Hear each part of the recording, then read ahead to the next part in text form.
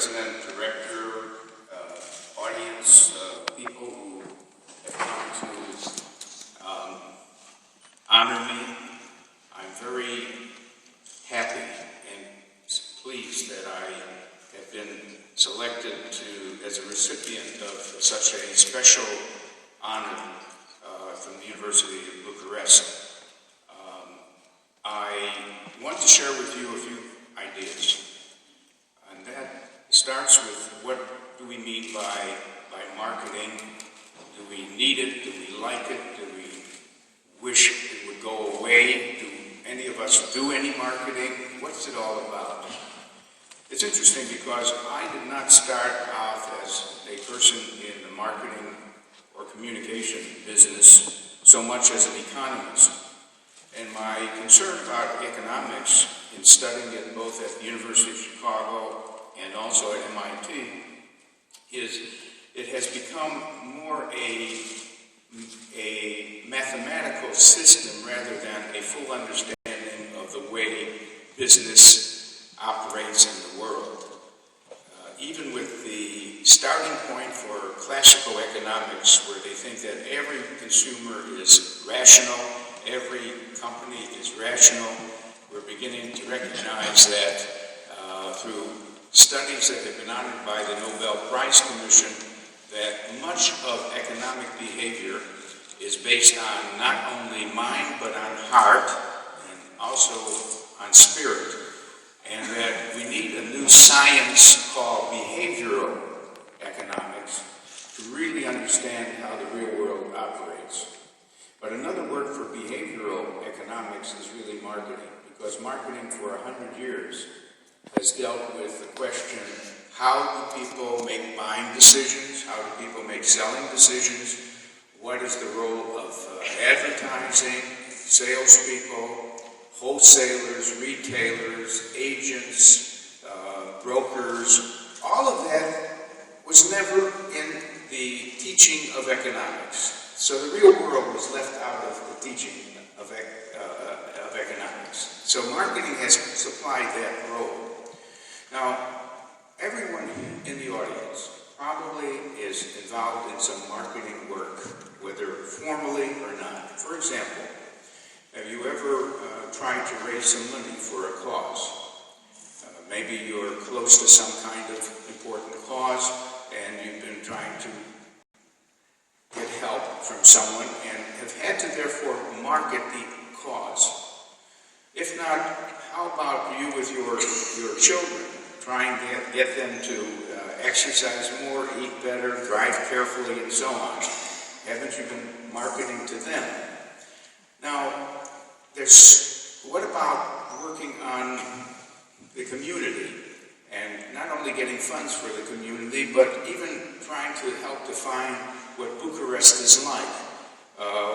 What if the question came up, how do we attract more people to Romania, to Bucharest? What sites do we have that are attractive and that would make them spend more time with us than with our competitors, which are other countries that they tend to go to? Every part of your life is involved with your role in relation to others, often where you want to solicit or encourage a certain kind of behavior or to stop a certain kind of behavior. When I did my work on social marketing, I meant by social marketing how to market an idea, how to get people, for example, to stop smoking because it's really hurting them, how to say no to bad drugs, how to not get drunk, and all that. So what has that got to do with marketing? Well, what we end up doing is we use certain tools that carry influence. Certainly our communications carry some influence. Certainly the way we design products to be safer and so on carries influence. Certainly the price gets people to move toward or away from something that they might want to connect with. Certainly the way we distribute something. Where do you find it if you want it? Can you get it in a supermarket? Can you get it in a gas station?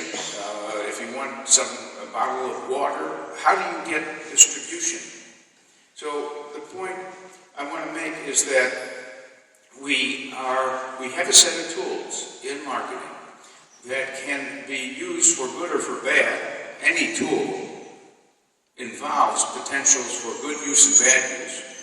But in our own lives, we are often assenting to something or trying to influence something, and marketing deals a lot with that challenge of how to make the world a better place. So we have become very interested in what we call creating a better world through marketing. Now, it's not that marketing is the only thing that's going to help. We better have better government, we better have better corporations, but in what sense can marketing be a force for good? And so we organized what we call the World Marketing Summit, which last year drew 4,200 people to sit in an audience, take notes, and learn about things that can be done to make the world a better place. One of our focuses has been poverty. Poverty is a terrible thing for the world to even exhibit, that with all the technology, with all the wealth in the world, that people continue to be poor. And so we adopted the development goals of the United Nations to reduce poverty, to reduce hunger, and we have begun to create incubators, which are research groups who will take a particular problem and create, we hope, through research, new solutions that will really work to make life better for people who have grievances and problems and so on. So I'm trying to put marketing in a context where you recognize that it's something done by you, something done by your company, whether your organization is a for-profit or a not-for-profit. It's something you do in your church when you want to get people to be attracted to your religious beliefs. It's done by everyone. It's part of life. And it can be done well or poorly.